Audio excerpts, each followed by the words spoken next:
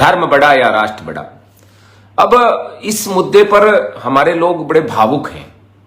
उनके दिमाग में आता है कि धर्म बड़ा होने से राष्ट्र कहीं छोटा नहीं हो जाए, और कुछ लोगों को लगता है कि राष्ट्र बड़ा बताने से धर्म कहीं छोटा नहीं हो जाए।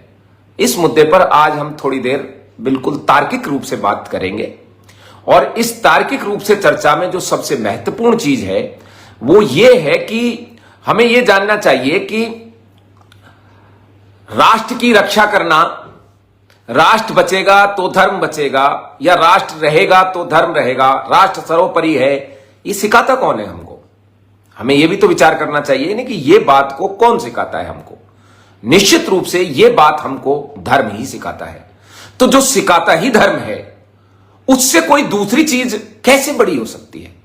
इसके अलावा और भी बहुत से उदाहरण हैं जिसको अभी हम इस लाइव में उस पर चर्चा करेंगे, और बहुत अच्छी तरीके से चर्चा करेंगे।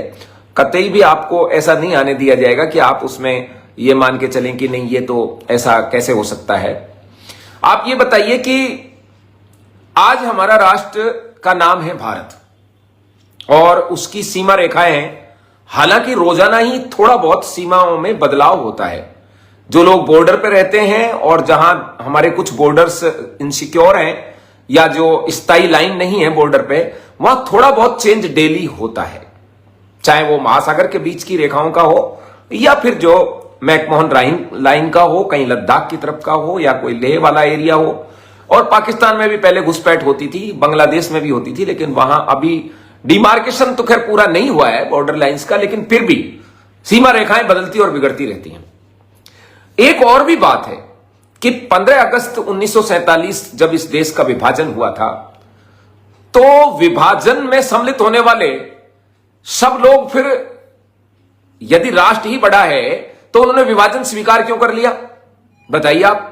सबने, जिन्होंने भी विभाजन स्वीकार किया उस समय के लीडरशिप ने, वो ये कहकर स्वीकार किया कि अब हमारा ये धर्म है कि हम इस झगड़े को शांत करने के लिए इस देश का विभाजन कर दें। तो इसका मतलब फिर धर्म आ गया कि धर्म कोई और चीज है कि जो धर्म के कारण राष्ट्र का बंटवारा हो गया, विभाजन हो गया। आज भारत राष्ट्र जो है, जो 15 अगस्त 1947, 14 अगस्त 1947 से पहले का जो था, वो अलग नहीं है। इसके अलावा एक और बात है कि राष्ट्र, यदि जैसे आज राष्ट्र है सार्वभौम राष्ट्र भारत, ऐसे ही 562 से ज्यादा छोटे मोटे यहां पर रियासतें थी, और वो भी राष्ट्र ही थे। ऐसा नहीं है कि वो राष्ट्र नहीं थे, राष्ट्र कुछ अलग था और वो कुछ अलग थे, वो भी सबके सब राष्ट्र थे, और उनमें से सबको अधिकार था राष्ट्र बने रहने का। सबको अधिकार था राष्ट्र बने रहने का। जैसे नेपाल है, भूटान है, इसी तरीके से उन सबको राष्ट्र बने रहने का अधिकार था। फिर उन्होंने राष्ट्र समाप्त करके और भारत संघ में सम्मिलित हो गए। यदि राष्ट्र ही इतना बड़ी चीज होती है तो वो उन्होंने राष्ट्र का इसके भारत संघ में विलय क्यों कर दिया?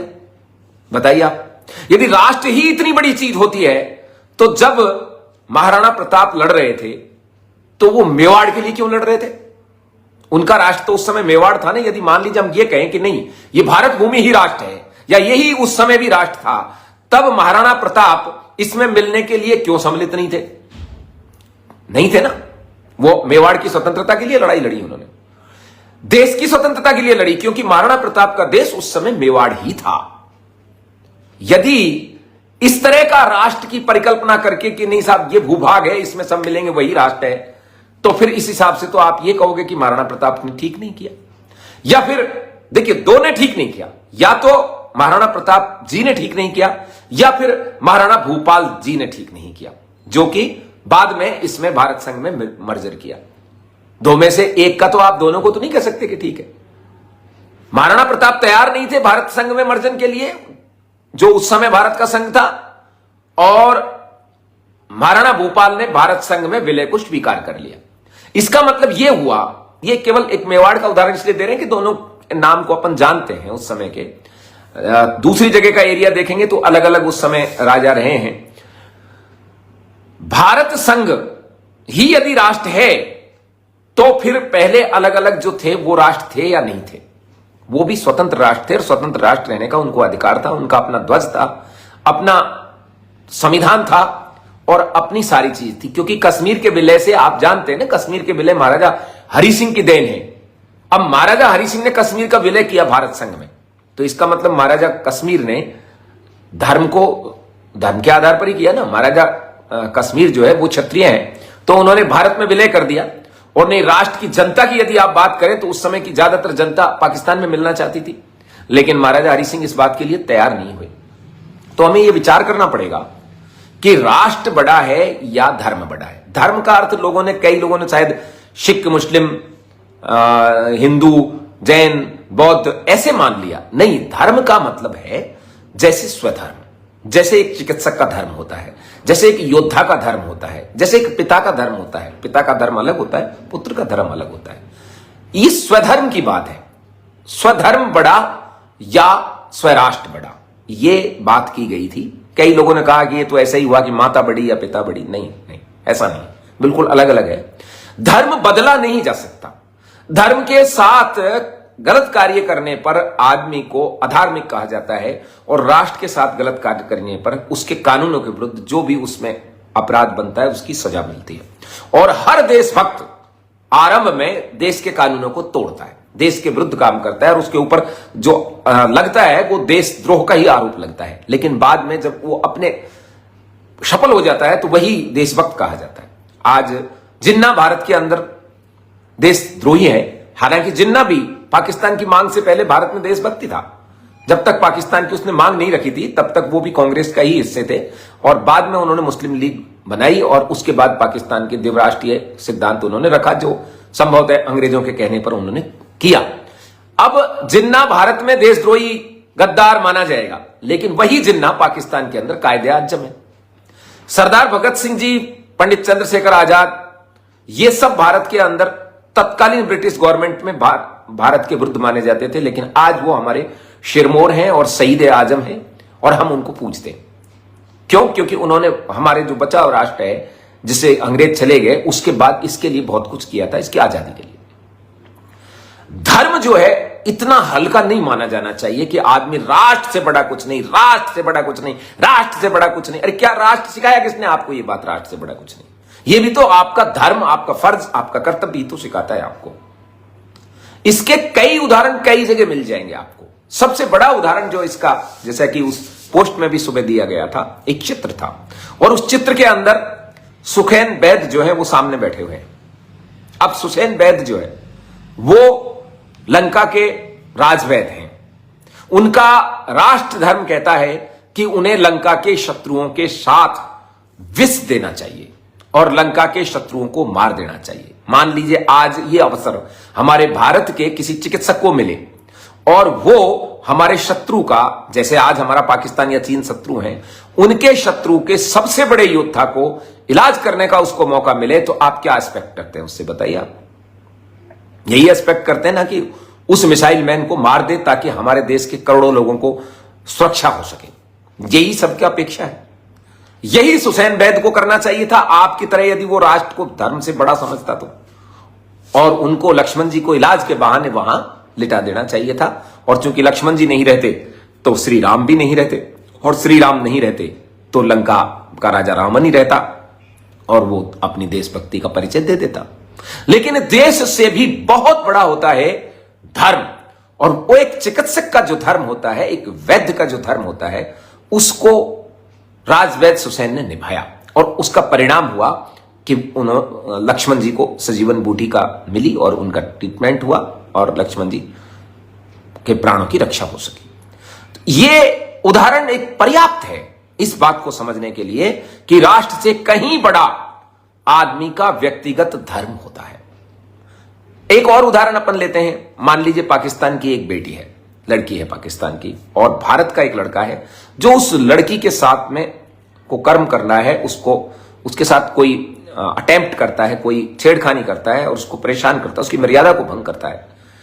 आप जितने भी देख रहे हैं, मुझे सिर्फ यह उत्तर दीजिए कि वहां यदि कोई क्षत्रिय है तो उसको क्या करना चाहिए? उस पाकिस्तान की लड़की के साथ खड़ा होना चाहिए, या भारत के उस व्यक्ति के साथ खड़ा होना चाहिए जो उस लड़की को छेड़ रहा है?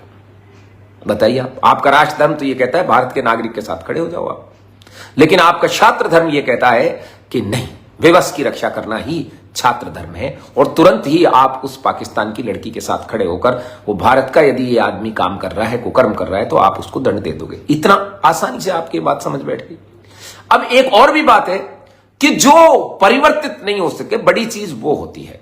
आप बताओ, यदि आपको राष्ट्र और धर्म में से एक चुनना पड़े, यानी आपसे यह कहा जाए कि आपकी जो धर्म है उसे छोड़कर आप भारत में रह सकते हैं, वरना आप भारत में नहीं रह सकते, तो आप क्या चुनेंगे? बताइए। आप पाकिस्तान से क्यों भाग भाग के यहां आ रहे हैं भाई? भारत में क्यों आ रहे हैं? पाकिस्तान से भाग भाग के आ रहे हैं ना। अफगानिस्तान से क्यों हमारे सिख भाई भाग के आ रहे भारत में, जो अभी वहां तालिबान की गवर्नमेंट आई थी? तब धर्म तो यह कहता है कि उनके मुल्ला उमर बन गया उनका शासक, और उसकी बात माने और इस्लाम धारण कर लें, क्योंकि धर्म तो बड़ा है ही नहीं आपके हिसाब से, तो राष्ट्र बड़ा है, राष्ट्र उनका अफगानिस्तान है, उस समय वहां चिपक जाए वो सारे के सारे।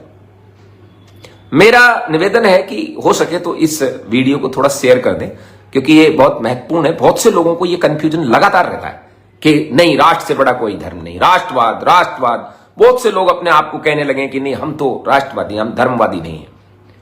मैंने मेरे मुंह से कभी आपने बात नहीं सुनी होगी कि हम राष्ट्र को धर्म से ऊपर सुनेंगे। हो सकता है मैं आपके पैमाने पर फिट नहीं बैठता हूं, लेकिन पहले के जो जितने महापुरुष हैं, हमारे महान पूर्वज हैं, उन्होंने भी कभी भी राष्ट्र को नहीं चुना, धर्म को चुना। यदि राष्ट्र को चुनते तो ग्वालियर के राम साहब तोमर ग्वालियर में ही अकबर के अधीन हो गए रहते, लेकिन वो वहां से मेवाड़ चले गए अपने धर्म को बचाने के लिए। गए कि नहीं गए बताओ आप? यदि राष्ट्र इतनी बड़ी चीज है तो कोई भी व्यक्ति दूसरे राष्ट्र में जाकर रहेगा ही नहीं, कभी भी नहीं रहेगा। वो अपने ही राष्ट्र में रहेगा कि नहीं, राष्ट्र से बड़ी कोई चीज नहीं है। हमारे जितने भारत से बाहर लोग रह रहे हैं वो सब के सब वहां बसे ही नहीं। यदि राष्ट्र सबसे बड़ी चीज है तो वो भारत के बाहर रहते हैं ना, लेकिन उन्होंने धर्म नहीं छोड़ा, राष्ट्र छोड़ दिया, भारत की नागरिकता छोड़ दी, लेकिन उन्होंने अपना धर्म नहीं बदला। वो आज भी माता पिता के पैर सुनते हैं, माता पिता के पैर दबाते हैं, आज भी अपने से बड़ों को प्रणाम करते हैं। आज भी हमारी जो महिलाएं हैं वो वहां करवा चौथ का व्रत कर रही होंगी, आप पता कर लीजिए भले। विश्व के किसी भी कोने में यदि भारत के लोग जो रह रहे हैं वो अपने धर्म को नहीं त्याग सकते, चाहे उनकी नागरिकता वहां की है, चाहे वो वहां का राष्ट्रपति प्रधानमंत्री ही बन जाएगा, लेकिन फिर भी वो अपने धर्म का त्याग नहीं करेगा, राष्ट्र का त्याग कर देगा, राष्ट्र की नागरिकता का त्याग कर देगा। तो आप कैसे मान लेते हो इस बात को कि धर्म से बड़ा राष्ट्र है? कैसे आप इस चीज को मान लेते हो कि धर्म शास्त्रों से बड़े राष्ट्र का कोई कानून विधान या संविधान है? नहीं हो सकता, कभी भी नहीं हो सकता, और इस बात को समझने की जरूरत है। धर्म से बड़ी कोई चीज नहीं होती है। धर्म, अब कई लोग धर्म का कितना संकुचित अर्थ करेंगे। धर्म है आधार, जैसे ये चीज है। अब ये जो मोबाइल है ये मेरे हाथ पर टिका है, तो मोबाइल किस पर टिका है? हाथ पर टिका है। ये आधार है मोबाइल को टेकने का। अब मैं इस हाथ को यदि हटा लूंगा मोबाइल नीचे गिर जाएगा। धर्म वो चीज है जिसके अभाव में व्यक्ति रह ही नहीं सकता, उसका पतन, उसका गिरना उसका निश्चित है। धर्म नहीं रहेगा तो व्यक्ति नीचे गिर जाएगा। राष्ट्र नहीं रहेगा कोई फर्क नहीं पड़ेगा, राष्ट्रों की स्थापनाएं होती रहती हैं, राष्ट्र बढ़ते रहते हैं, बिगड़ते रहते हैं। आपको किसने पता नहीं ऐसा सिखा दिया? राष्ट्र रोज बनाए जा सकते हैं, रोज बिगाड़े जा सकते हैं। राष्ट्र स्थायी चीज नहीं है, जो स्थायी चीज होती है वो बड़ी होती है। राष्ट्र दूसरे नंबर पे आता है यदि हमारे धर्म के पालन, हमारे धर्म में यह लिखा हुआ है कि राष्ट्र की हमें रक्षा करनी चाहिए। यह किसने सिखाया? धर्म ने सिखाया, इसलिए राष्ट्र है। अब राष्ट्र, मान लीजिए धर्म बड़ा है, लेकिन उस धर्म स्त्री की रक्षा करनी चाहिए, यह धर्म का ही हिस्सा है ना। इसी तरीके से राष्ट्र की रक्षा करना भी हमारा धर्म है। हम जिस राष्ट्र में, जिस जन्मभूमि अलग है, राष्ट्र भूमि अलग है। जन्मभूमि, जन्म आदमी का कहीं भी हो सकता है, लेकिन एक पुण्य भूमि होती है जो उसकी अपना देश होता है। उस देश के लिए व्यक्ति लड़ता है। जैसे कि हाड़ा जो है वहां लड़े मेवाड़ में, जब उनको पता लगा कि नकली बूंदी जो है, नकली बूंदी को महाराणा ध्वस्त करना चाहते हैं, तो उस बूंदी के लिए वो हाड़ा, वीर हाड़ा वहां लड़े और उन्होंने अपनी बूंदी में बोले भाई बूंदी का दुर्ग को कुछ नकली कोई फतेह करे, लेकिन उसमें कोई हाड़ा वीर गति को प्राप्त नहीं हो, ऐसा हो नहीं सकता, और वो वीर गति को प्राप्त हुए। ये है राष्ट्रवाद। लेकिन धर्म जो है वो राष्ट्र से फिर भी ऊपर रहेगा। इसका अर्थ यह नहीं है कि धर्म बड़ा है तो बाकी सब चीज खत्म हो गई। खत्म तो नहीं हो सकती, क्योंकि धर्म ये सिखाता है कि राष्ट्र की रक्षा करनी चाहिए, पशु पक्षियों की रक्षा करनी चाहिए, वृक्षों की रक्षा करनी चाहिए, अपने माता पिता का सम्मान करना चाहिए, स्त्रियों की रक्षा करनी चाहिए, अबोध बच्चों की रक्षा करनी चाहिए, ये सब धर्म को हिस्से हैं। धर्म इन चीजों को सिखाता है, इन मर्यादाओं को सिखाता है, और जिन मर्यादाओं को सिखाता है वो धर्म के हिसाब से चलती हैं। इसलिए धर्म राष्ट्र से न केवल बड़ा है बल्कि बहुत बड़ा है। और कोई भी व्यक्ति जब भी कोई गलत काम करता है तो उसको ये कोई नहीं कहता अरे तू तो राष्ट्र विरोधी है, उसको कहा जाता है तू तो धर्मद्रोही है। लेकिन कांग्रेस ने इस चालाकी से इस राष्ट्रवाद शब्द को चलाया, क्योंकि यहां के धर्म को उसको डाउन करना था। इस राष्ट्रवाद इतना चलाया उसने कि लोगों के दिमाग से ही बात निकल गई। इसलिए आपको ध्यान होगा कि कांग्रेस ने अपने जो पार्टी का नाम था वो पहले भारतीय राष्ट्रीय कांग्रेस, राष्ट्रीय शब्द का प्रयोग किया उसके अंदर। फिर वो चूंकि सारा काम बीजेपी तो कांग्रेस की नकल से ही करती है, उसकी जूठन से ही सारी चीज तैयार करती है, तो फिर वो राष्ट्रवाद का ठेका इन्होंने ले लिया। अब ये राष्ट्रवाद चिल्ला के कोई संविधान को धर्म ग्रंथ बता रहा है, कोई क्या बता रहा है, लेकिन धर्म तो निश्चित रूप से बड़ा है। एक ही धर्म कई राष्ट्रों में हो सकता है, लेकिन एक ही राष्ट्र में एक ही धर्म हो ऐसा भी हो सकता है। इस्लाम वाले राष्ट्र के बजाय धर्म को बड़ा मानते हैं। आपके पास क्या देश है, कितने राष्ट्र हैं आपके पास? उन्होंने 50 से ज्यादा राष्ट्र स्थापित कर रखे हैं। आप बड़े अपने आप को बहुत बड़े राष्ट्रवादी मानते हैं ना, आपका एक राष्ट्र में भी आप अल्पसंख्यक होने वाले हैं। क्यों? क्योंकि आपने धर्म को समझा ही नहीं है। आप तो राष्ट्र की माला जप ली, उसका परिणाम यह हो रहा है कि आप रहने वाले ही नहीं हैं। एक राष्ट्रवाद का नारा भारत में आया हिटलर की ओर से, जर्मनी से यह राष्ट्रवाद इसकी बात आई। भारत में कभी भी राष्ट्रवाद की ये बात नहीं थी। कांग्रेस ने अपनाया और फिर उसी को भारतीय जनता पार्टी ने अपना लिया, और आज हमको लगता है कि राष्ट्र तो बहुत बड़ी चीज है।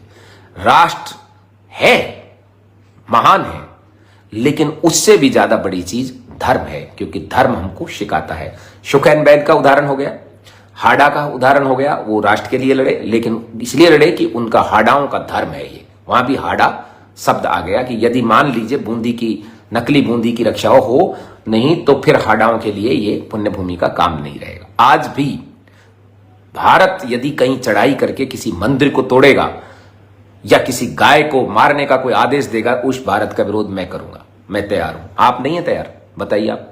मान लीजिए कल को भारत इस तरह का आदेश जारी कर दे कि अपने चचेरे ममेरे फुफेरे बहन भाइयों में ही शादी होगी और किसी में नहीं होगी, तो आप बताइए कौन कौन इसका समर्थन करेगा राष्ट्र के नाते कि भाई राष्ट्र का आदेश हो गया? नहीं, मैं करूंगा, मैं विरोध करूंगा इसका, और तेजी से करूंगा और जबरदस्त विरोध करूंगा, और कुछ भी कितना ही नुकसान करना पड़े राष्ट्र का मैं कर दूंगा, यदि ऐसा कोई आदेश हुआ या राष्ट्र की ये मंशा हुई तो।